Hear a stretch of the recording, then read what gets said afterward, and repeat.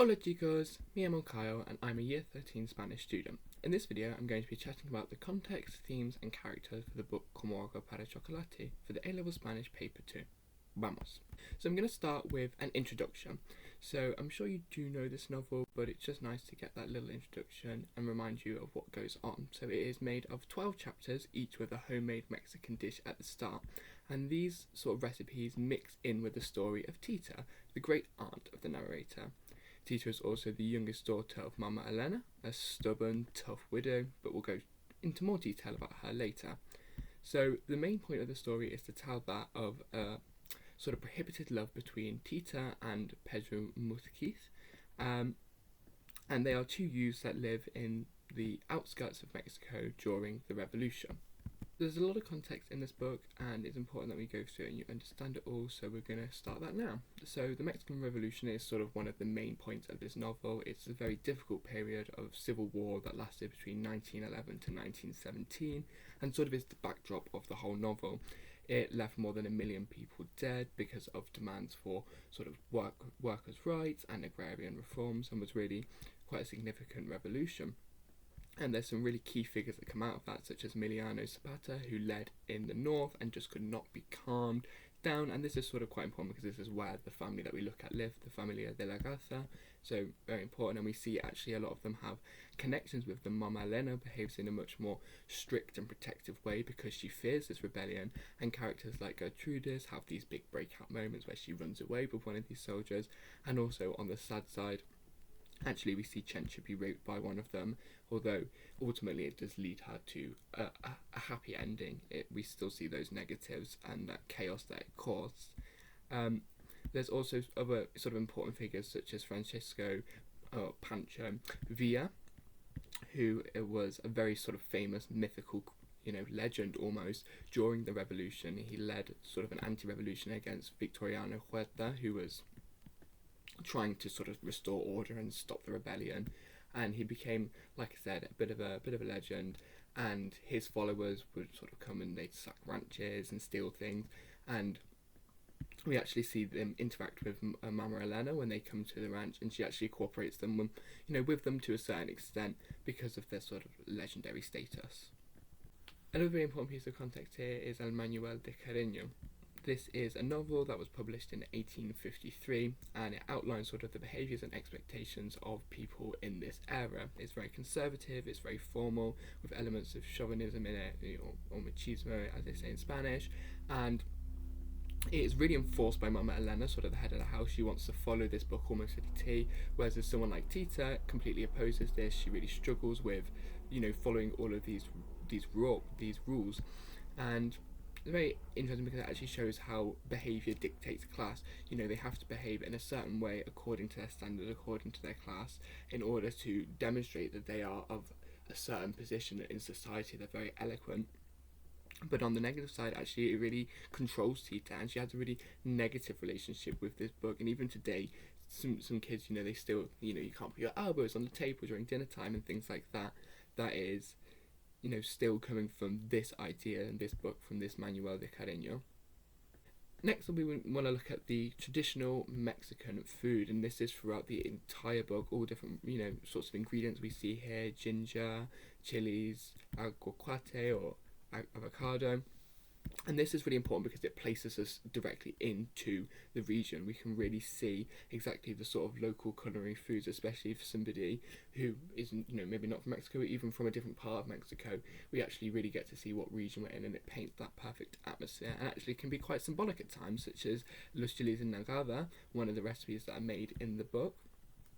We actually see the different colours of the Mexican Revolution flag, of that white, green and red, all portrayed there, and that actually is very, very symbolic, and so it holds a role of painting us in the atmosphere and making us aware of where we are and what's going on, but also there's some more symbolic elements to it, and of course it connects with Tita, the main character, to become a really key theme, but we'll look at that when we get into themes.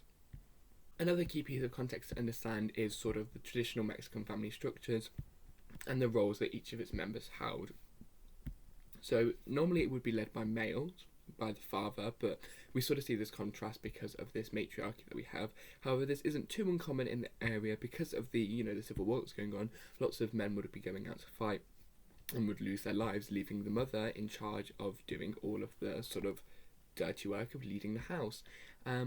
They live in a ranch in this family, out in the the rural areas of Mexico, and this is quite common in the area. It was a bit safer and it was a little bit more secluded, so those richer families would go out and live, especially, and they'd have these agricultural jobs and things like that's quite common. And they all had a very specific role. So the boys, they'd be looking after the animals and they'd be collecting in the crops. The girls, they'd be caring for the birds, gathering firewood, and they'd actually use the crops collected by the boys and gather, grind the maize up and make food. And they all had to follow these strict roles, and if they weren't, then they'd face, sort of severe consequences. If a girl were to lose her virginity at the time, she was completely disowned, and we see this happen with Gertrudis in the novel, and so a very important piece of context to understand. Similarly, another important piece of context that relates a bit to family is just sort of the way of speaking to the parents and the punishments that we spoke about briefly as well. The girls, they all use usted with Mama Elena. They have to speak with this very formal way of saying you, and still to some parts of in Latin America it's still used. It's still maintained this sort of extreme politeness because you have to use this formal manner when you're speaking to your superiors, and it's very much considered that parents were superior to their children. There was no level of equality there. Even we see it to a further extreme with Mama Elena, who sort of dictates that her children must use mami instead of mama, which is just that even more that extra layer of sort of politeness. And in terms of punishment, it was corporal punishment. It was hitting, it was slapping, it was very harsh punishment, very, very common. And although nowadays that's not so common in the era of this book, this was exactly how it was expected. That's how you would raise children, with this very, very harsh, somewhat abusive punishment.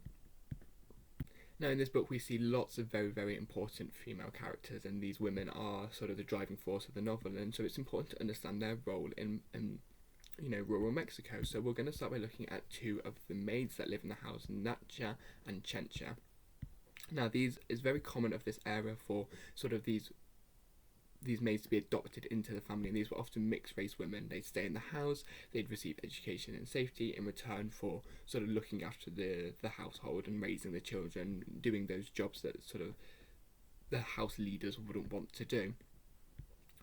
And they would really, they'd become a big part of the family. They'd help to raise the kids and become like, sisters or even mothers to many of these children, and have these really strong bonds with the family and be quite accepted into the family. However, in society in general, they weren't accepted, and this is the same for sort of native and black women who really weren't accepted, and without sort of offering something these mixed race women wouldn't. Now, I've used the term mulatto and at some point somewhere mixta también, mestiza también. These are terms that are used in the novel to illustrate mixed race women and mixed race men as well at points, but just be cautious with these. Actually, mulatto just means like a mule, like a hybrid between a donkey and a horse, and mestiza literally just means crossbreed or hybrid. So although they're used in the novel and are representative of the era, I would steer clear of these in daily life and maybe use raza mixta is probably a little bit more appropriate. But in general, when we look at just women of the era, they were, they had strict roles. They would look after the house, look after the family.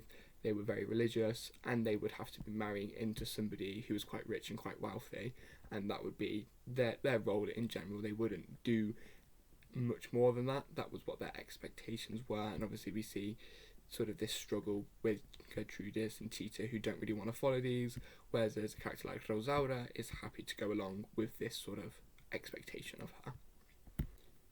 And just expanding a little bit more on this sort of idea of marriage and how it would work, for these very, very rich families in the era, it was a very formal process. It had to be done in order to make sure that you were marrying into the same status, in the same class, and there would be a formal request of marriage, normally done by the father of the groom-to-be. They'd go and speak to the father of the wife-to-be, and they would often pay a dowry, which would be either just money or they'd be giving goods to sort of secure that bond and say, look, this is going to be a good agreement, we can help you out here. We see this when Don Pascal Musquiz tries to ask for the hand of Tita for his son Pedro. Of course, this is rejected, and that is quite common. Obviously they're asking a mother, which isn't common, but it would be normal that a family may reject an offer for a wedding because they don't think it's going to bring them such good things. However, it's not quite common that a replacement would be offered in this era. We wouldn't really see that happen, but this rejection and this sort of process is very, very true and very formal. And in terms of the wedding itself, once again, that would be formal. All white, symbolise that purity, traditional music, and it would, really be a symbol of status and power and wealth when we see the wedding. And the final really important piece of context here that I would like to look at is the use of language. And this is really important because it helps us to learn a lot of things about the character just from the way they speak. So this is their social status, this is their geography, and also just a little bit of what the character's like really can be seen through that.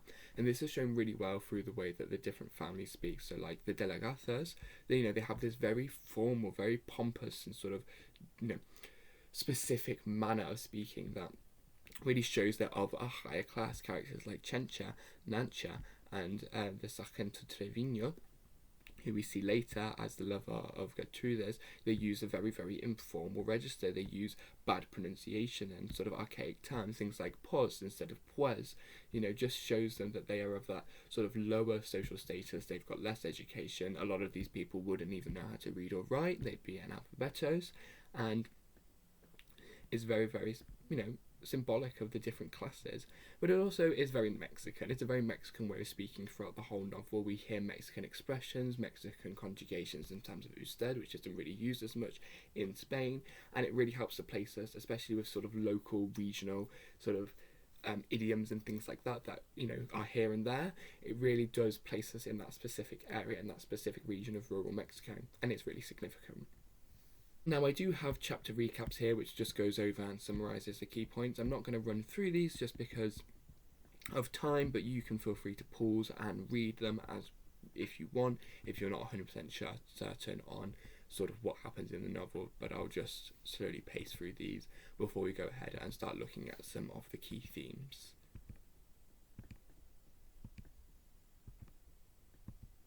In the novel, there are a variety of themes, and these all mix together to create the story. Now, the key ones that sort of dominate are love and food, but there are sort of 5 key themes.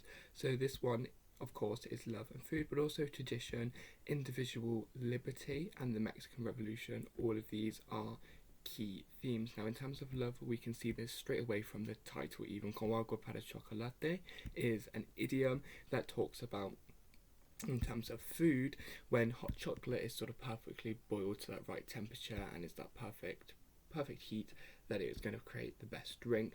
But also it's a metaphor for that passion that's sort of bubbling up for Tita and Pedro, and that's where that love comes in.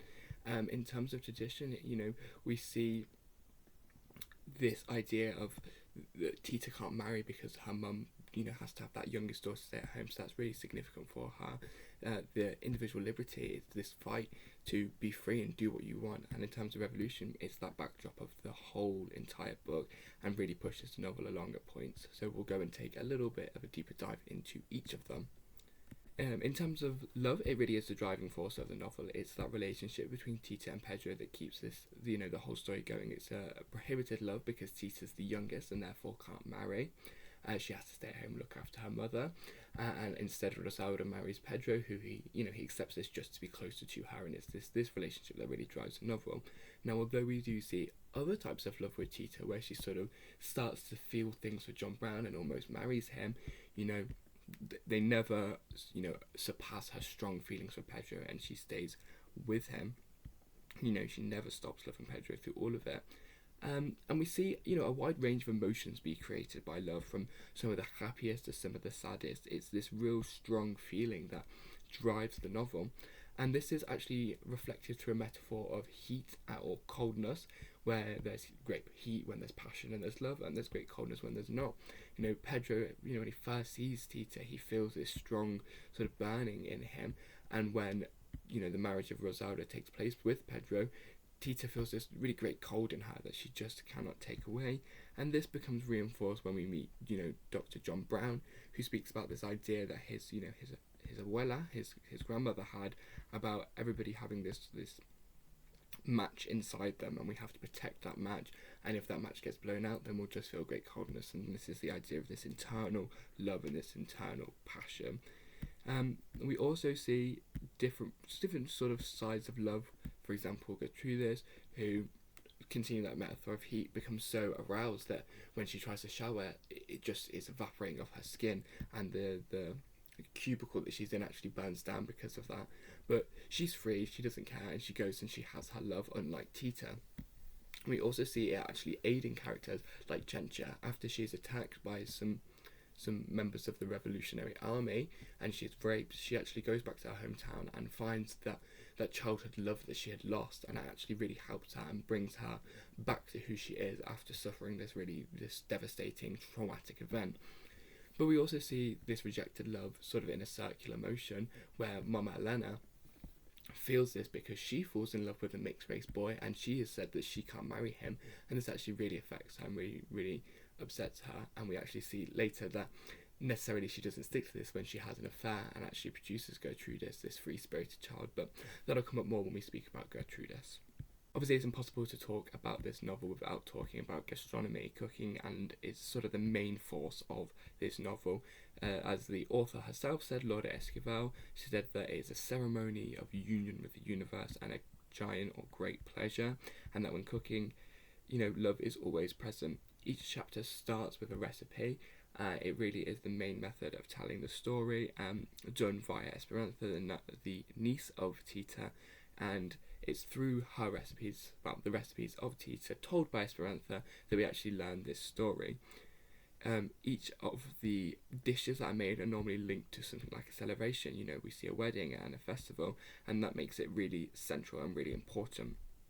And of course, Tita, our protagonist, our main sort of character, her personal connection with food. She is the sort of chef of the ranch that she lives at, and that really is why we get such a connection with food.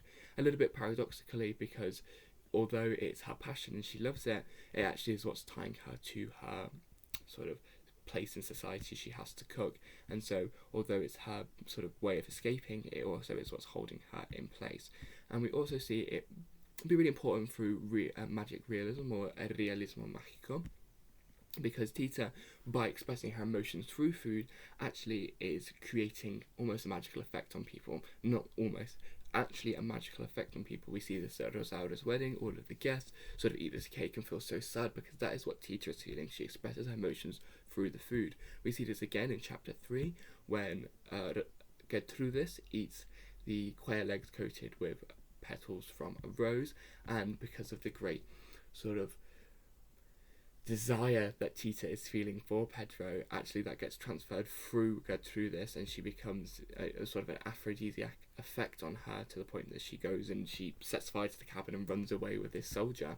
And once again, this sort of similar effect happens in the final chapter through the cake that is made by Tita once again, when at the wedding of Esperanza and Alex, she's feeling this great lust and great desire for Pedro once more, and so they all sort of get this sort of passion and this drive and this urge, and they will have to leave the wedding to go and make love, essentially.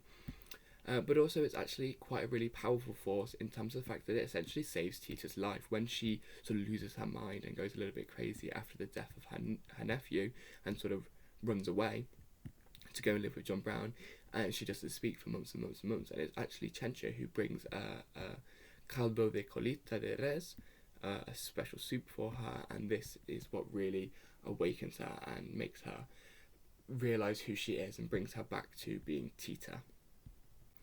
Of course, tradition is extremely important. It's a central part. Of course, Tita can't marry because of this tradition, and we also see this with the narrator Esperanza. Rosaura, her mother, and the sister of Tita wants to continue this tradition, and it almost really damages Esperanza's life too. Obviously, that doesn't end up happening because of Rosaura's death, but it's really important. It shows the way that they behave. It's everything they do, it has to be according to the manual, which we spoke about in context, Manual de Carreño. It really is a significant point of the novel in terms of tradition, and we see this through characters like Rosaura and Pedro as well, because they sort of have to continue this fake marriage that they've set up and raise these children, because that's what society wants them to do. They have to keep doing this. We see it with Gertrudis, who is, kicked out of the family because she goes and works in a brothel and is completely rejected from the family because she doesn't follow the manual, because she doesn't follow tradition. But on the other side, tradition actually holds quite a powerful message in the novel because of the connection to the indigenous culture. We see characters like Natcha and Lucia Manasseh, the grandmother of John Brown, who use these sort of medicinal remedies, these sort of traditional things that really help. We see the ghosts of these people come and give advice and give aid to the characters in their times of need with these traditional remedies, and John Brown really connects with this. He wants to investigate it, he wants to learn more about it, and he sort of wants to prove these abilities. And actually, it's so significant that this idea that John Brown's grandmother, Lucia Manasseh, presents actually becomes the driving force of the novel, and what ends up being sort of the key finale is the idea of everybody having this match inside them that needs to be lit. And actually, that final point of the novel, when Pedro and Tita finally consummate their love, and they both die because of this overwhelming burning feeling they get because their match inside them is so lit. That actually comes from the tradition of Lucia Manasseh, who really puts this idea forward. Struggle for freedom and liberty is also really significant. Obviously, Tita's whole life in the novel, and the whole story in the novel, is struggling to find her freedom. At the start, she sort of subtly defies this, but remains obedient, and she expresses her true sort of anger through cooking. But this develops, and she starts to feel a little bit more free after she goes and stays with John Brown. But is not fully shaken off her until the very end, although we see this bit of freedom when she sort of stands up to her mother's ghost after she passes away and tells her to basically leave her alone and that she doesn't care what she thinks anymore, and that's when she is free. But that final step is, after 20 years of this secret love, waiting for something to change, and finally Rosaura passes away, and that is finally able to take place. Speaking of Rosaura, she is a character who doesn't look for this liberty. She doesn't care about that. She is happy to accept what comes her way. She is, in terms of society, a perfect woman at the time because she does exactly what she says, and even to the extent of seeing all the negative impacts that it's had on her sister and the damage it's done on the relationship with her sister, and still wants to continue the tradition that caused that damage on her own daughter Esperanza.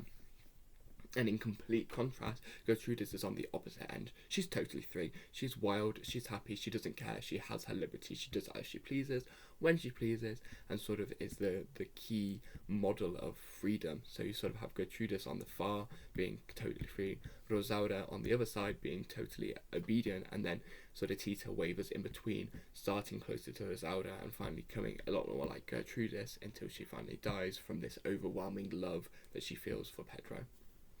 And the final theme that is obviously extremely important is the Mexican Revolution. We touched on it in context where we learned a little bit about it, but it is a key sort of point of the novel. It's instability that it creates, helps to drive the novel forward, and really, metaphorically, it's actually a link between Tita and her emotions. It's this internal struggle of wanting things to change and wanting to have your own path and your own destiny. And that struggle that Tita feels is actually very similar to the struggle of the Mexican Revolution, and perhaps why Laura Esquivel chose to set it in this period. Obviously, Tita's just completely internal, whereas there's obviously the outside one is more physical. It's actually a war, but still, there's a symbolic link between them. And in terms of within the novel, we see 3 key moments of contact, each with their own different point. So the first one is in chapter 3. They come and visit and basically take Gertrudis away because of this. And this is where we see this idea of freedom and revolution that really is being pulled through the Civil War.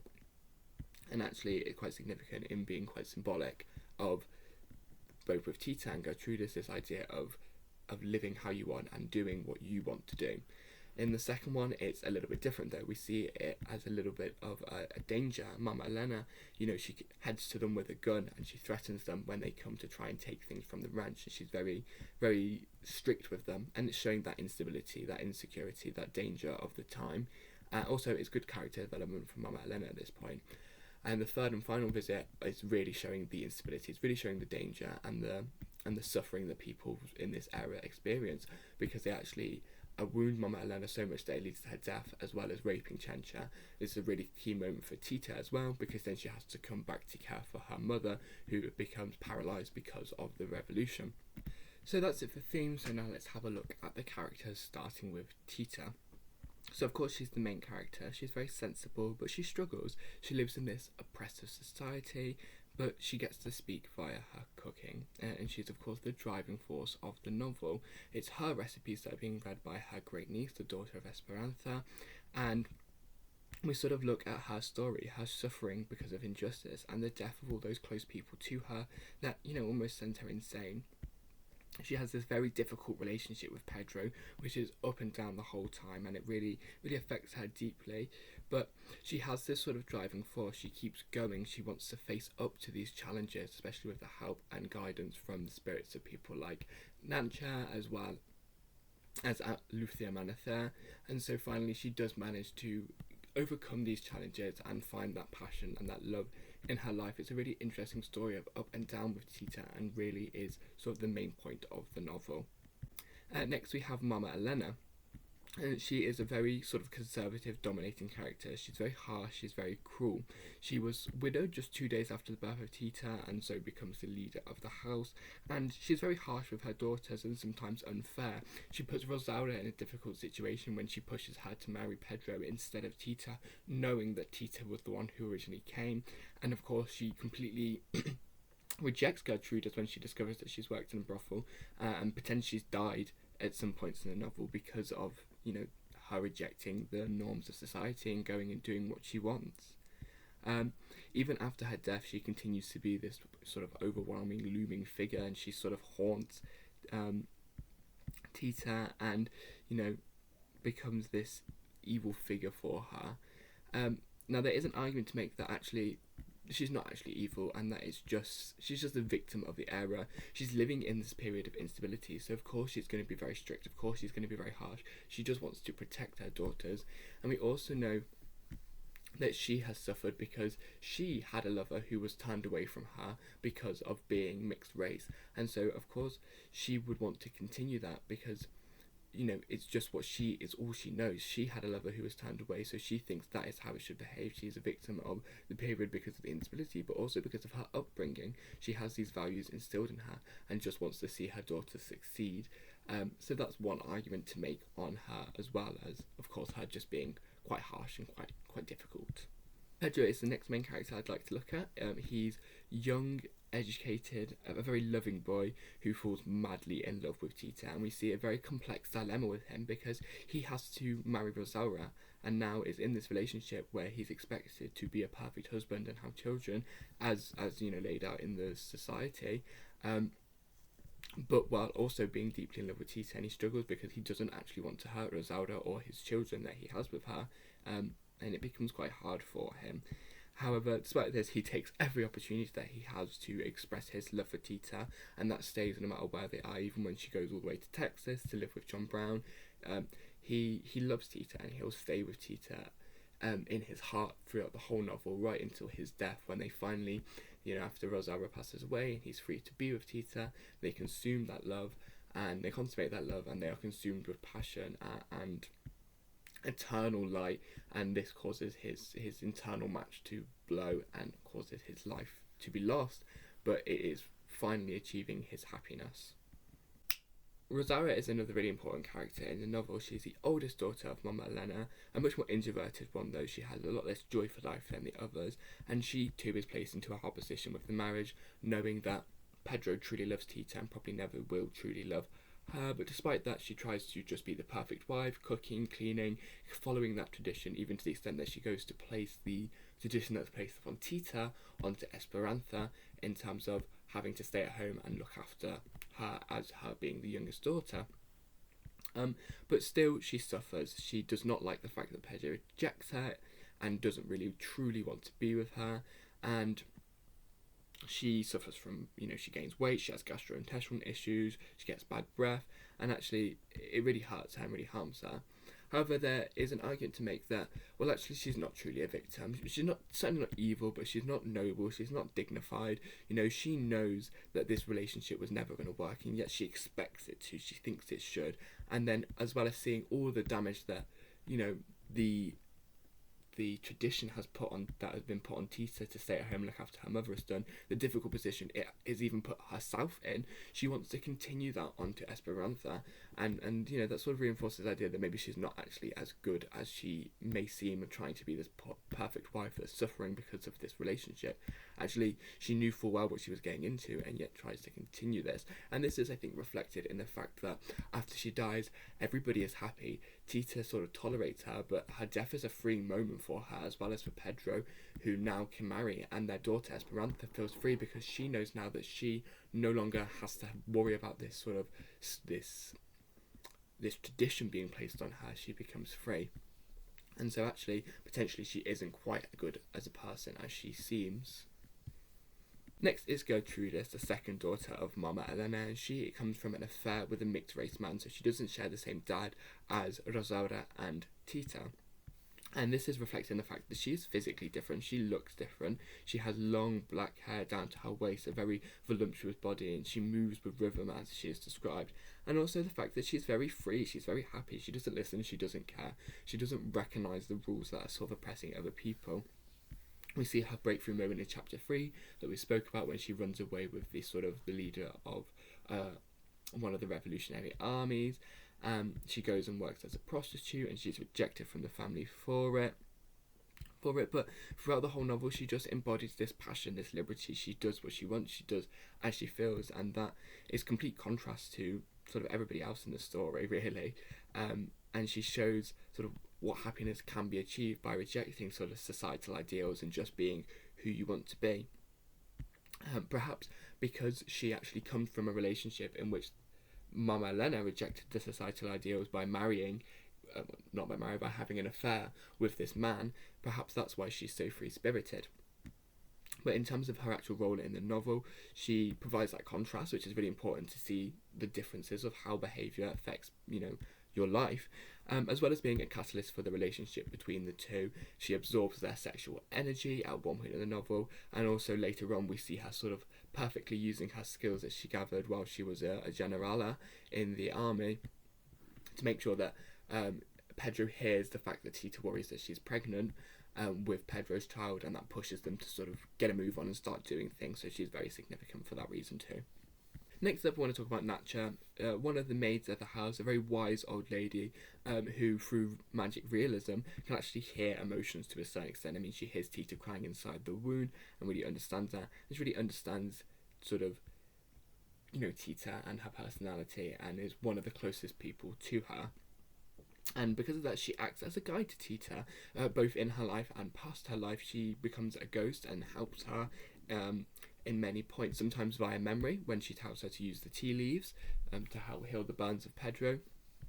But also sometimes actually a physical spirit that comes and does things like placing the candles right before Tita and Pedro consummate their love. She herself has her own sad love story. She struggles because of the cruelty of the mother of Mama Elena, who, when she falls in love, is told she can't marry because of her position in society. And actually, this is shown when she passes away at the end of the first chapter, holding that photo of that ex-lover in her hands. But throughout the novel, she is just the embodiment of passion, of compassion rather, and help. She is that age, she is that love, she is that spirit, and she's really significant for that reason. Next up is Chencha. She is the younger maid of the family and mainly acts as comic relief. She's noble, she's livable, she speaks a little bit funny, but she's got a really good heart. She's mainly obedient, but will go against what she's told to do in order to help the daughters, who she has a very good relationship with. She worries about them all the time, and she actually is the one who comes to help Tita when she's really struggling by bringing her a soup, and actually brings Tita out of this depression that she's been feeling. She herself suffers. She's a victim of a rape by one of the soldiers from the army, and goes back to her hometown to try and recover from this, and that's where she reconnects with sort of a past lover, and they get married and return to the ranch happy together. And sort of despite all she suffers, her smile, her jokes, she is humour, she is optimism, and she brings lightness to the sort of the darkest times for these characters, and makes her really, really lovable and important character in the novel. And the last character we'll look at is John Brown. He is a very young and formal American doctor. He speaks very good Spanish, but very Castilian Spanish, that of Spain, and is also widowed after the birth of his son Alex. He helps Tita when she struggles and actually ends up falling in love with her. Rather than taking her to a mental asylum, which she was asked to do by Mama Elena, he brings Tita to her house, and with the help of the spirit of his grandmother, he cares for her. And calms her and guides her. He's very important to her, and actually they form some form of relationship, but knows that it will never work because Tita loved Pedro, and that's that basically. In the novel, he really represents science and good behaviour. He's very pure, he's very, got really good sort of noble mannerisms and behaviours with Tita, and also is really connected to indigenous culture. Obviously his grandmother is of indigenous origin, and he sort of wants to prove her theories through science to make sure that these are continued and used still. And although he doesn't marry with Tita, as we said, his son does marry with her niece, and it restores this sort of equilibrium between them. There's this mutual respect that's granted via this connection. And to finish up, we're just going to quickly go through the methods of writing that are used in the book, starting with form. So it's a typical book format of sort of chapters, mainly chronological. There's some moments that are out of sequence, there's some flashbacks, such as when we learn about sort of the Christmas where Tita first met Pedro. And there are some elements of foreshadowing too. You can see Gertrudis sort of imagining herself in the arms of this soldier, and then just moments later she is taken away on horseback in the arms of a soldier. So the form is pretty typical inside of the novel. The point of view is one that's a little bit more interesting within the novel and a little bit more to talk about there. So we're told the story from the point of view of sort of a credible, omniscient narrator who we learn the identity of, not the name, but we sort of trust this narrator. We know that this person is someone who we can listen to, and we are able to use that to emphasise with the characters. She describes herself as igual tan sensible, talking about being as sort of sensitive as Tita, and this makes immediately us have a connection to Tita because we trust this narrator. We know that they are good just by the way they open the story, and that helps us to really build connections with the characters. And it is the recipes that she's reading that are Tita's recipes that really drive this story, and she tells us about their lives through these recipes from this book that Tita had written. And perhaps those stories were sort of travelled through the family by word of mouth, or perhaps there's a special connection with Tita that this narrator has. We know that they are very similar, and so there's maybe some elements of magic realism here where they are connected to each other. And then we end with a very circular ending actually, where the character that is telling the story, the great niece of Tita, the daughter of Esperanza, is preparing tortas de Navidad for her own birthday, much like Tita did, once again symbolising that connection, and so their point of view is actually really quite significant. In terms of structure, there's obviously a lot to say. I'm going to very quickly run through this, but feel free to pause it and read through this information if you like, but there is a lot here. So it is written in 12 chapters, each connecting to a month and a recipe, which creates interest. It's almost like a menu. It makes us question, what are these things? What are these dishes? Particularly for somebody who is not from Mexico, or even if you are from Mexico, they're quite regional recipes and ingredients used, so you may still question, what is this, and want to know more. And this is, creating that interest, that curiosity that drives people to read, especially because some of these ingredients aren't really food. We see, rose petal used, and later we see matches and things like that, so it's really creating this interest. As well as lots of the editions having little pictures next to them of different utensils by the recipes, and this just reinforces that idea of cooking.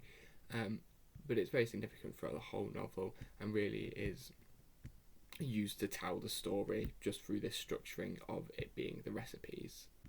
And actually, to the extent that not only is it a story, but it's just a cookbook. People can use these recipes as instructions, as guides to make these dishes, and I'm sure people probably have made these dishes, and that's actually quite interesting, the way that it really is, at its heart, it is a cookbook as well as just being a story.